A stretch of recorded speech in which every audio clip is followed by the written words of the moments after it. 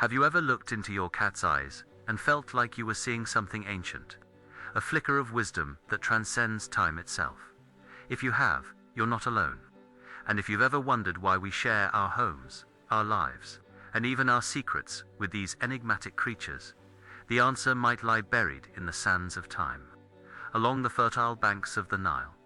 Before you scroll away, take a moment to subscribe and hit that notification bell, because today we are journeying back for 1,000 years to ancient Egypt, a civilization of monumental pyramids, powerful pharaohs, and an obsession with felines that bordered on the divine. This wasn't just a culture that liked cats. It was a society that worshipped them, protected them with its most severe laws, and saw in their golden eyes the very reflection of the gods. The air in the city of Thebes is thick with the scent of incense from the temples and the dusty heat of the desert. Life pulses along the river, a constant flow of trade, agriculture, and faith. But woven into the very fabric of this society is a silent, four-legged observer, whose soft footsteps echo in the halls of power and the humble homes of farmers alike. They are not merely pets or mousers. They are icons, guardians, living embodiments of a cosmic power. To understand the mystery of our modern bond with cats, we must first unravel the story of how they became gods on earth, and why, for an Egyptian, harming one was a fate worse than death. The reverence was so profound, so absolute, that it shaped their laws in a way that seems utterly alien to us today. Killing of a cat, whether intentional or by complete accident, was a crime punishable by death. There were no extenuating circumstances, no pleas of ignorance that could save you. The Greek historian Diodorus Siculus, writing in the 1st century BCE, recounted a chilling first-hand account of this law in action. He witnessed a Roman official, part of a diplomatic envoy, accidentally kill a cat. Despite the pharaoh himself intervening, pleading with the people to spare the man for the sake of maintaining crucial political relations with Rome, it was no use. An angry mob formed, dragged the Roman from his house, and executed him on the spot. This was not an isolated incident. This was the law of the land, a sacred rule that superseded even international diplomacy. The fear of breaking this law was a constant presence in the lives of everyone, from the lowest peasant to the highest noble. If a house caught fire, the Egyptians' first priority was not to save their belongings, or even themselves, but to ensure the safety of any cats trapped inside. They would form a perimeter around the burning structure, not to fight the flames, but to prevent a panicked cat from running back into them. The grief that followed a cat's natural death was just as extreme, a deep, ritualistic mourning that demonstrated the animal's sacred status. But why? What could possibly lead an entire civilization, one of the most advanced of its time, to create and enforce such an extreme and uncompromising law? Underworld, and every night, he was attacked by his mortal enemy. The great serpent of chaos, Apep in many depictions, found in sacred texts like the Book of the Dead, Ra transforms into a great cat specifically, the great Tom of Heliopolis, to defeat the serpent. With a knife in one paw, the divine cat would slice off the head of chaos, ensuring the sun could rise again the next morning. Therefore, the humble cat hunting a snake in a granary was not just pest control. It was a reenactment of the most important cosmic battle, a daily victory of order over chaos, of light over darkness. This imbued every cat with a sacred duty. The second, and perhaps most famous, feline deity was Bastet.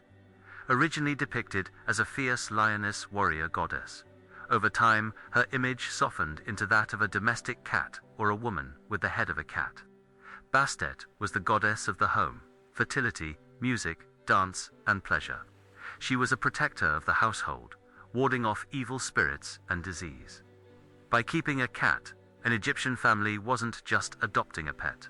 They were inviting a living effigy of Bastet into their home, a guardian who would ensure their safety, bless them with children, and bring them joy.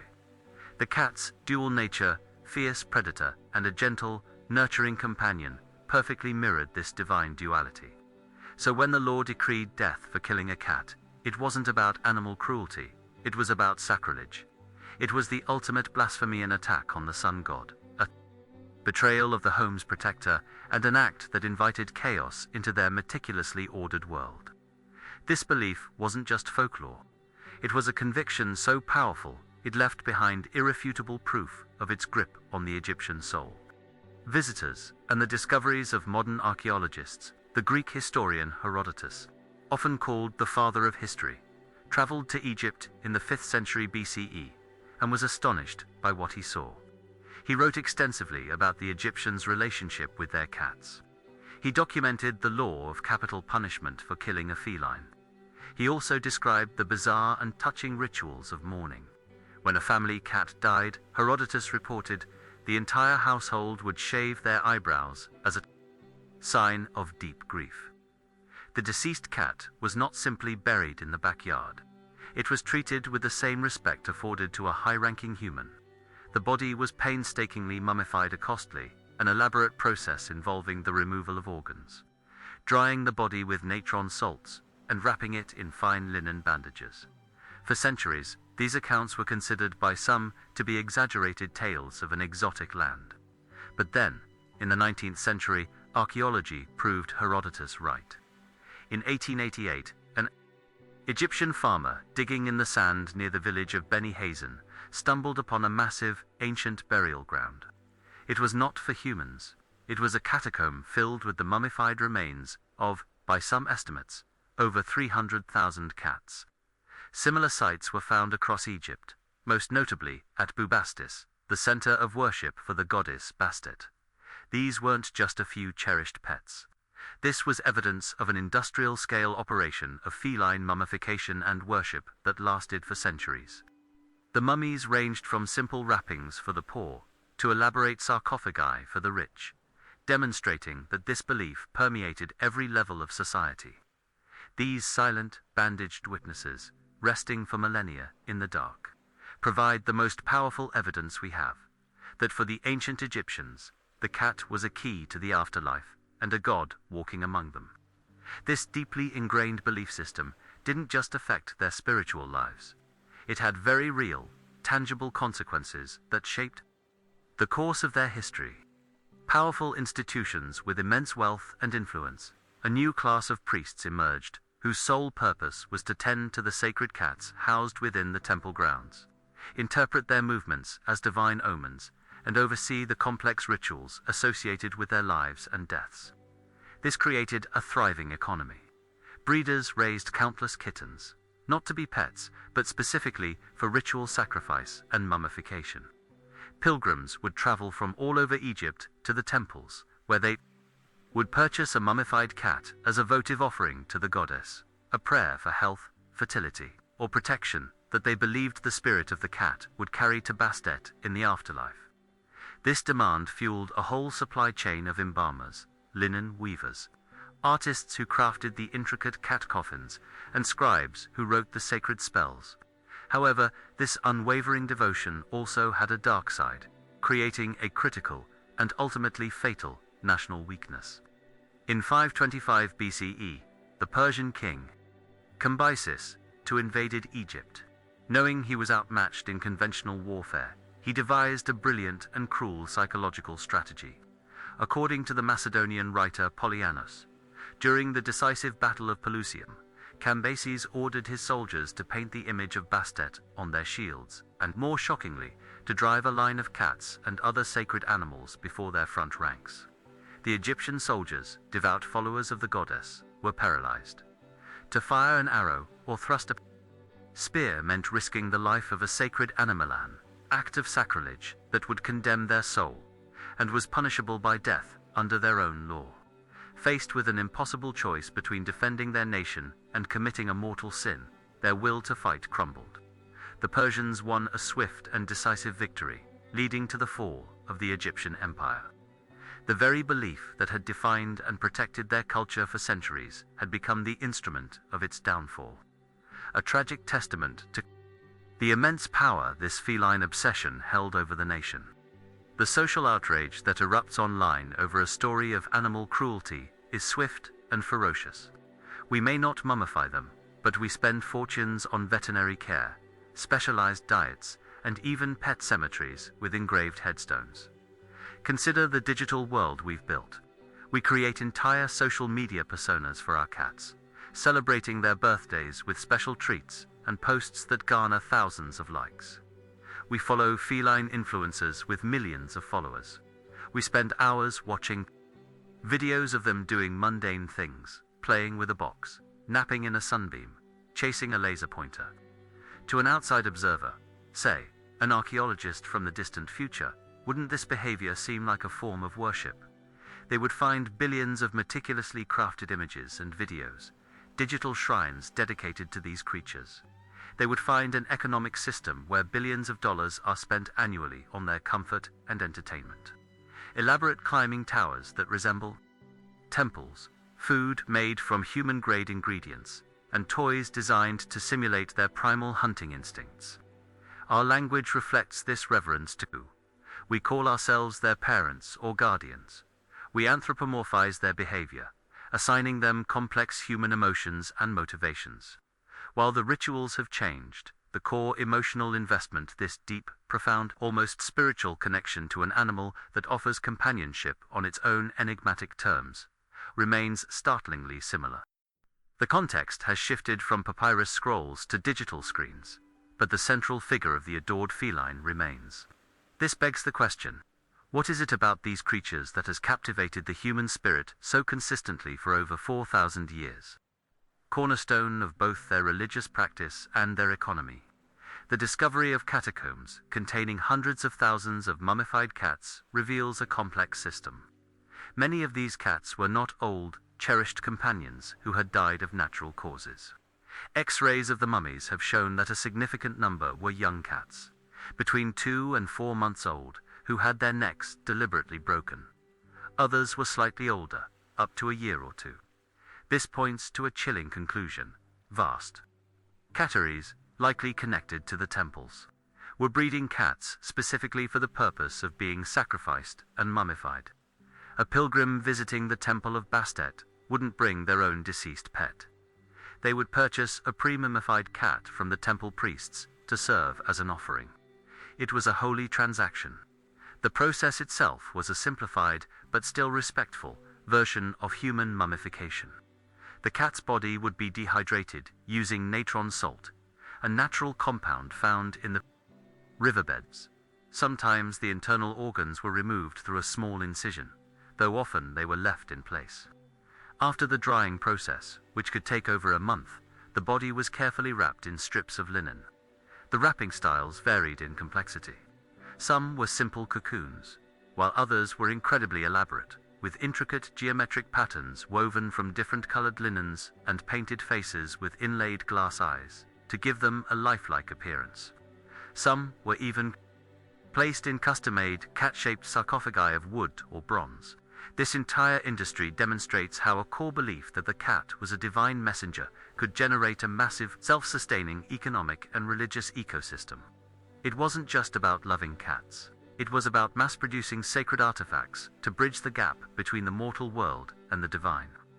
We've talked about the law and the industry, and if you're finding this deep dive into our feline friends' history fascinating, consider liking this video to help us create more content like it. It truly helps the channel. Now, let's explore how these beliefs were reinforced not just through ritual, but through their art and sacred texts. Understanding of the cosmos. In the tombs of nobles and pharaohs, cats are frequently depicted not as background details, but as active and important members of the family. We see paintings of cats sitting gracefully beneath their owner's chair, a symbol of domestic peace and protection. In hunting scenes set in the papyrus marshes of the Nile, cats are shown accompanying their masters, not as passive observers, but as skilled partners, flushing out birds and even retrieving them, showcasing their valued role in daily life. But their depiction transcends the domestic. The most potent evidence comes from their religious texts, chief among them, the Book of the Dead, a collection of spells and instructions intended to guide the deceased through the perilous journey of the underworld. In chapter 17, a famous vignette shows a large, spotted tomcat, identified as an incarnation of the sun god Ra, decisively slicing the head off a serpent with a large knife. The accompanying text reads, "I am the cat who fought near the Passy tree in Heliopolis on the night when the foes of the Lord of the Universe were destroyed." This image, known as the Great Cat of Heliopolis, was one of the most powerful religious icons in Egypt. It was a visual guarantee of the triumph of order over chaos, of light over dark, and it placed the humble domestic cat at the center of that cosmic struggle. The cat wasn't just a symbol of Ra. In that moment, it was Ra. This divine association is also seen in countless statues, amulets, and reliefs dedicated to the goddess Bastet. These weren't just art. They were objects of power, believed to imbue the owner with the goddess's protective qualities. A person might wear a small cat amulet to ward off evil spirits, or place a bronze statue of Bastet in their home shrine to pray for fertility. The sheer volume and variety of this feline-centric art and literature reinforce that this was not a fringe cult, but a core tenet of their national identity. They saw divinity in the feline form, a perfect blend of grace, ferocity, protection, and mystery, and they immortalized that vision in every medium they could. Complementary explanation. Today, we can map the biological and psychological mechanisms that make the human-feline relationship so compelling. When we pet a cat, our brains release oxytocin, the same love hormone that facilitates bonding between mothers and infants. This chemical reaction reduces stress, lowers blood pressure, and creates a powerful feeling of calm and connection. The Egyptians may not have known about oxytocin, but they certainly felt its effects, attributing that sense of peace and well-being to the divine presence of Bastet. Then there is the mystery of the purr. For centuries, a cat's purr was simply seen as a sign of contentment. But recent research has uncovered something far more remarkable. A cat's purr vibrates at a frequency between 25 and 150 Hz. Studies have shown that frequencies in this range can promote bone density, aid in healing fractures, relieve pain, and repair muscle and tissue. It's essentially a form of self-healing therapy, is it? Possible that the ancient Egyptians, with their advanced medical knowledge for the time, intuitively understood the therapeutic benefits of having a purring cat nearby. They may have interpreted this healing aura not as sound wave therapy, but as a divine blessing, a tangible manifestation of the cat's protective power over health and home. Our modern worship, our need to have them near when we are sick or sad, the comfort we derive from their presences, in a way, a recognition of this same biological phenomenon. We are simply describing it with the language of science rather than spirit. The Egyptians saw a god. We see a perfectly evolved companion whose very physiology seems designed to soothe and heal its human counterparts. It's a fascinating convergence of ancient belief and modern biology, suggesting that our deep-seated connection to these animals is a fundamental part of our shared nature, a bond that future civilizations might find just as baffling as we find the laws of ancient Egypt. Ruins of what was once our 21st century society.